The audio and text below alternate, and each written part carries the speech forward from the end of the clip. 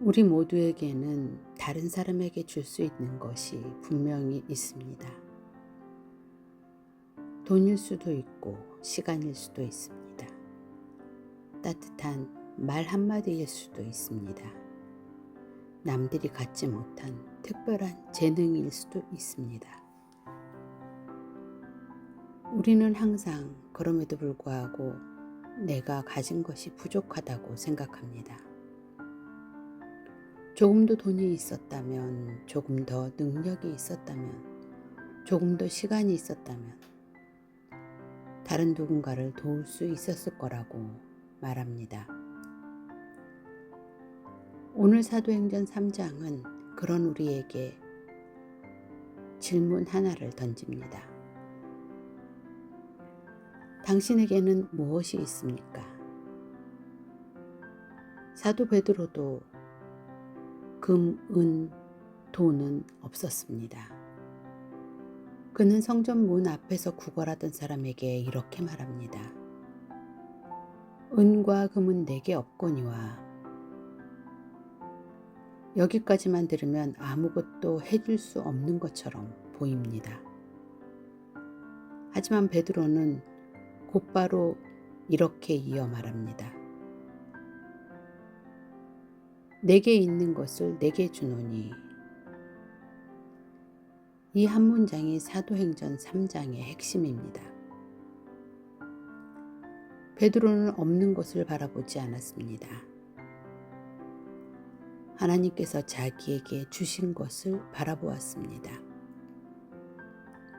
그리고 그것을 나누었습니다. 오늘 우리는 성전 미문 앞에서 일어난 기적을 함께 살펴보려고 합니다.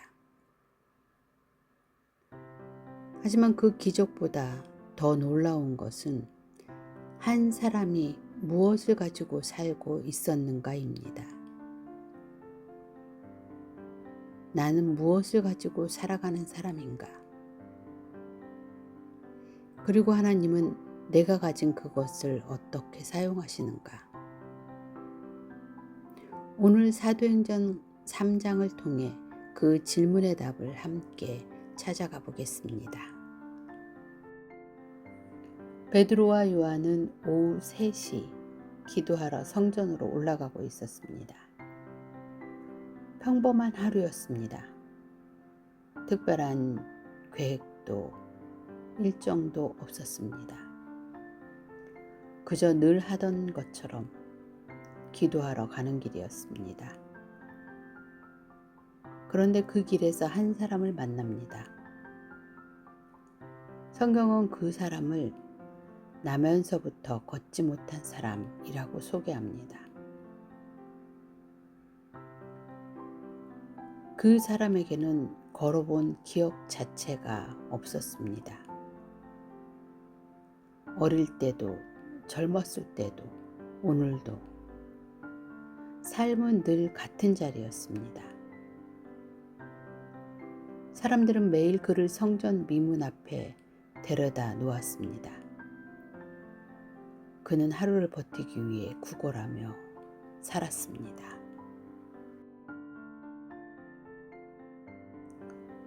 우리도 이런 자리가 있습니다. 늘 반복되는 걱정, 늘 반복되는 관계, 늘 반복되는 실패. 내 인생은 원래 이렇지 라고 체념하게 되는 자리입니다. 그 사람도 그날 아침에는 오늘이 인생을 바꾸는 날이 될 것이라고는 상상조차 하지 못했을 것입니다. 베드로와 요한이 지나가자 그는 평소처럼 돈을 구합니다. 그는 돈을 기대했습니다. 하지만 하나님은 그 사람이 기대한 것보다 더 큰 것을 준비하고 계셨습니다. 사람은 돈을 기대했지만 하나님은 새로운 인생을 준비하셨습니다. 그때 베드로가 말합니다. 우리를 보라. 이 말은 단순히 이쪽을 봐라는 말이 아닙니다. 그 사람의 시선을 동전에서 사람으로, 그리고 결국 예수님께로 옮기는 첫마디였습니다. 성경은 그 사람이 무언가를 받을 줄 알고 베드로를 바라보았다고 기록합니다. 그는 분명 돈을 받을 줄 알았습니다. 하지만 하나님은 돈이 아니라 새로운 삶을 준비하고 계셨습니다. 그리고 베드로는 우리에게 익숙한 말을 합니다. 은과 금은 내게 없거니와 내게 있는 것을 너에게 주노니. 이 말은 가난을 미화하는 말이 아닙니다. 또 돈이 필요 없다는 말도 아닙니다. 베드로는 없는 것을 붙잡고 살지 않았습니다.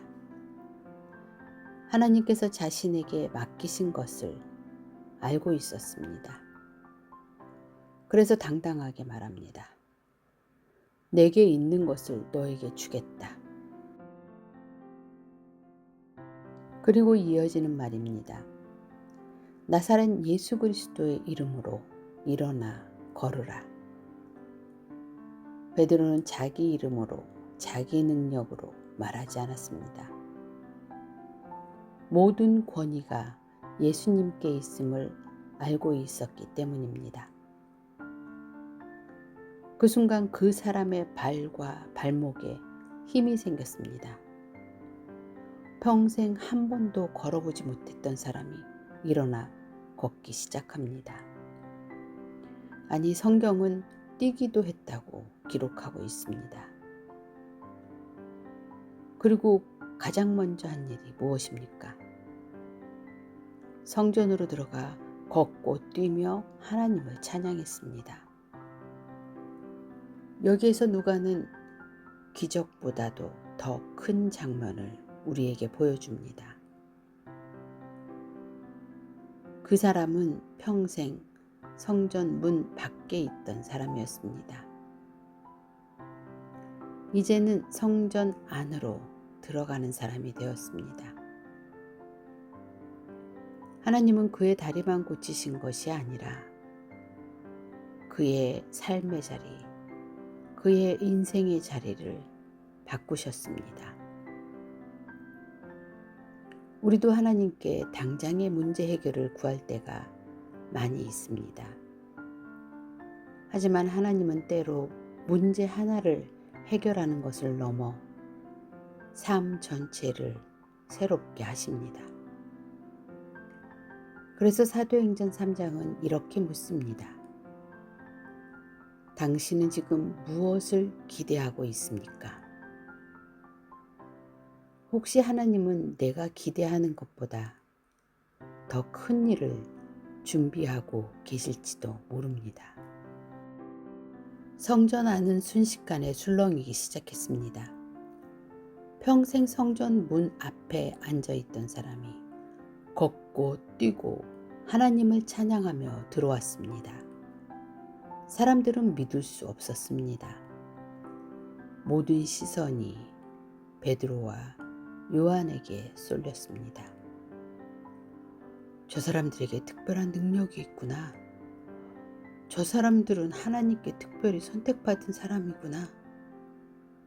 아마 그렇게 생각했을 것입니다.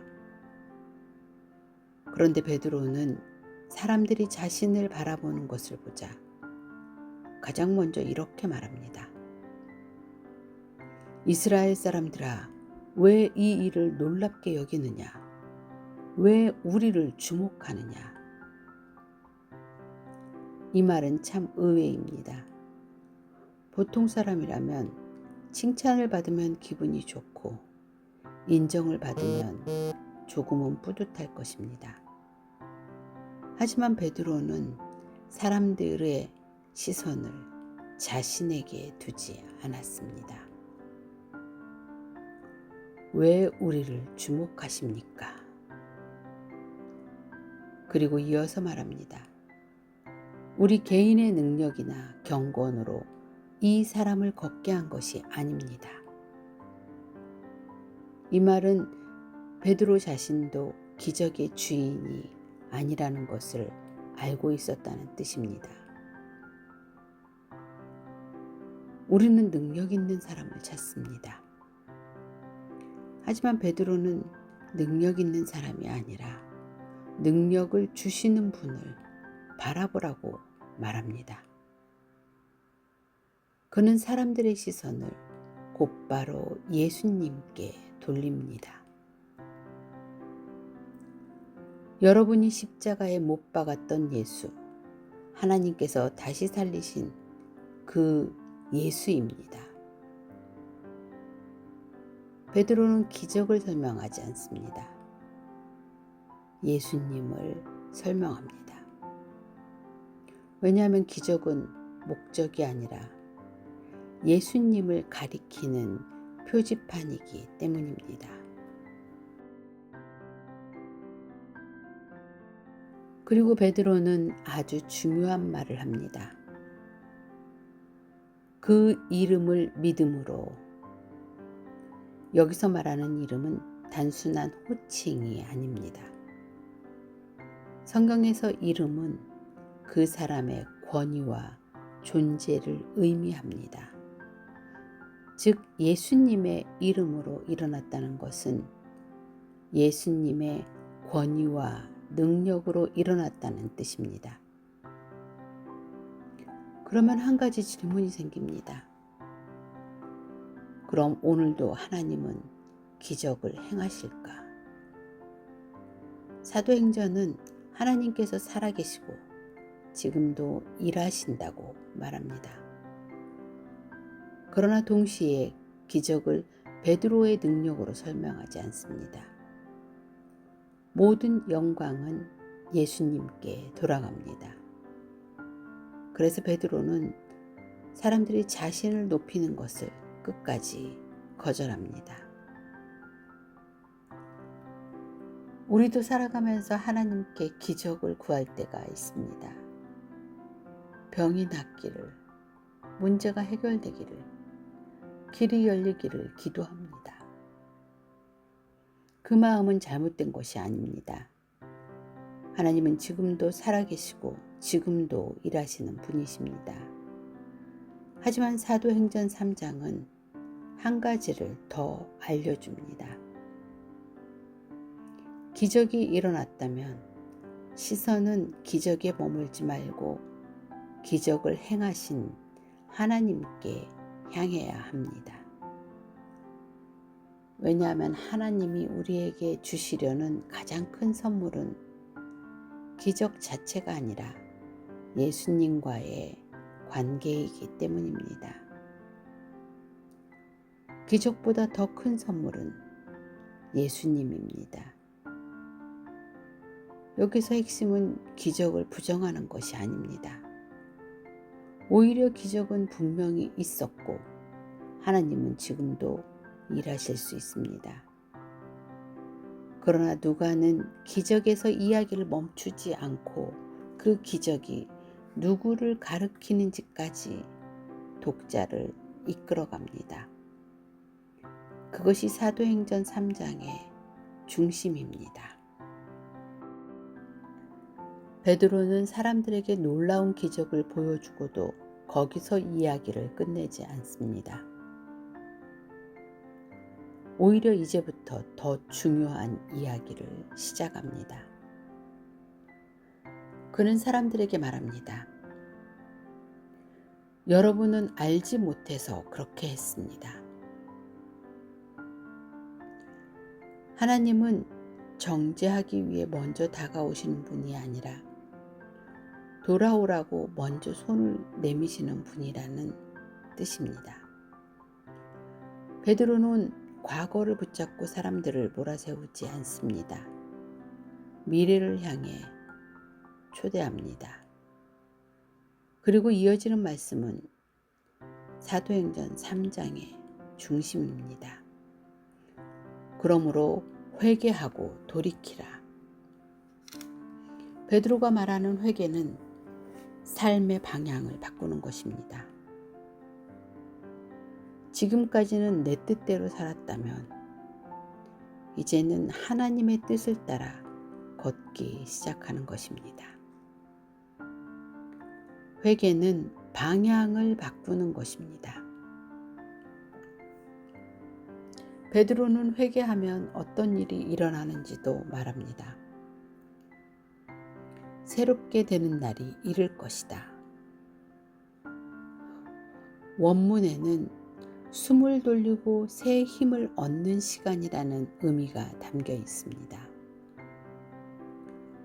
마치 뜨거운 여름날 시원한 바람을 맞으며 숨을 고르는 것처럼 하나님은 지친 사람에게 새로운 생기를 주십니다.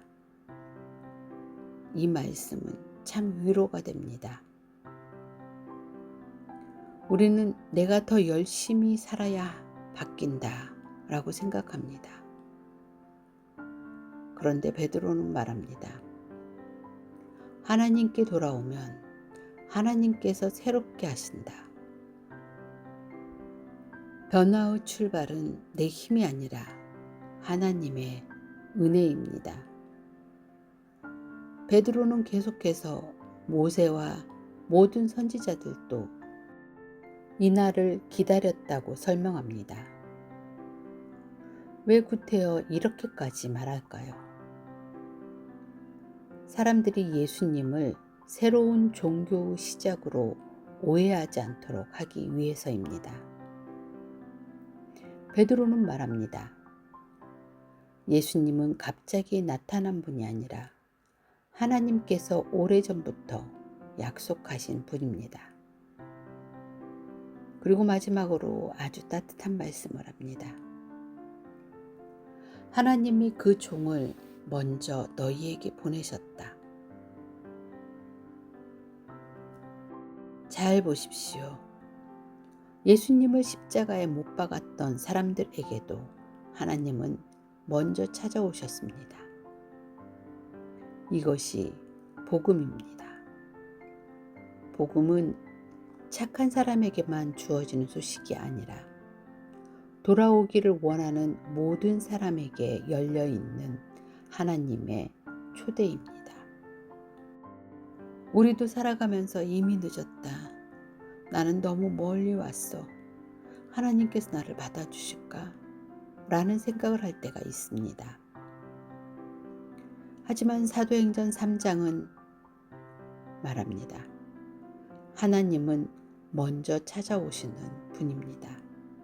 먼저 손을 내미시고 먼저 다시 시작하자고 말씀하시는 분입니다. 그래서 복음은 죄책감을 키우는 이야기가 아니라 다시 시작할 수 있다는 소식입니다. 사도행전 3장은 안진뱅이가 걸은 이야기로 끝나지 않습니다.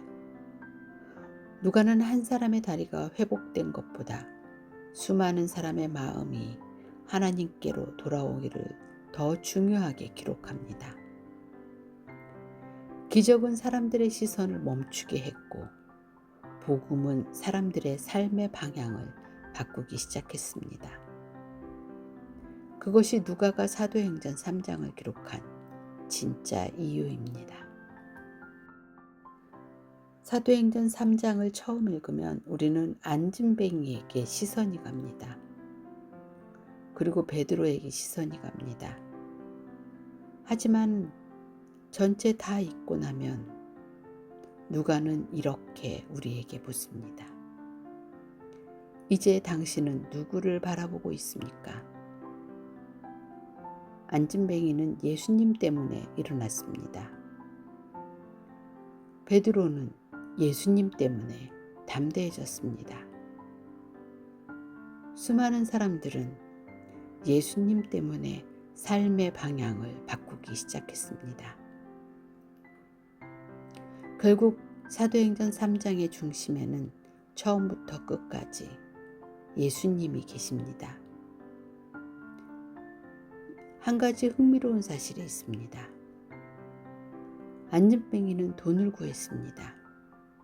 하지만 하나님은 돈보다 더 큰 것을 주셨습니다. 사람은 오늘 하루를 버틸 것을 구했습니다. 하나님은 남은 인생을 바꾸셨습니다. 사람은 동전 몇 개를 기대했습니다. 하나님은 걸어갈 두 다리를 주셨습니다. 그리고 성전 문 앞에 앉아있던 사람을 성전 안으로 들어가 하나님을 찬양하는 사람으로 바꾸셨습니다. 우리도 기도할 때가 있습니다. 하나님, 이것만 해결해 주세요. 이 문제만 없어지면 좋겠습니다. 그런데 하나님은 때로는 우리가 구하는 것보다 더 큰 일을 준비하십니다. 문제 하나를 해결하는 것이 아니라 삶의 방향을 바꾸시는 것입니다. 사도행전 3장은 기적을 믿으라고 끝나는 책이 아닙니다. 기적을 행하시는 예수님을 믿으라고 끝나는 책입니다. 그래서 오늘 이 말씀은 우리에게도 같은 질문을 던집니다. 당신에게는 무엇이 있습니까? 그리고 또 하나를 묻습니다. 하나님께서는 지금 당신을 어디로 일으켜 세우고 계십니까? 혹시 지금도 같은 자리에 오래 머물러 있다고 느끼십니까? 하나님은 오늘도 사람을 일으키시는 분입니다. 오늘도 절망을 소망으로, 두려움을 담대함으로, 멈춰있던 삶을 다시 걷게 하시는 분입니다. 사도행전은 2000년 전의 기적으로 끝난 책이 아닙니다. 살아계신 예수님께서 지금도 사람을 일으키시는 이야기입니다. 그리고 그 이야기는 오늘 우리의 삶에서도 계속되고 있습니다. 성경을 삶의 언어로, 여기는 인사이드 안쪽입니다. 하나님은 오늘도 사람을 일으키십니다. 그리고 일으켜 세우신 사람을 통해 또 다른 사람의 삶을 변화시키십니다. 다음 시간에는 사도행전 4장을 통해 세상은 왜 복음을 두려워했는지, 그리고 그 두려움 앞에서도 흔들리지 않는 믿음이 무엇인지 함께 묵상해 보겠습니다.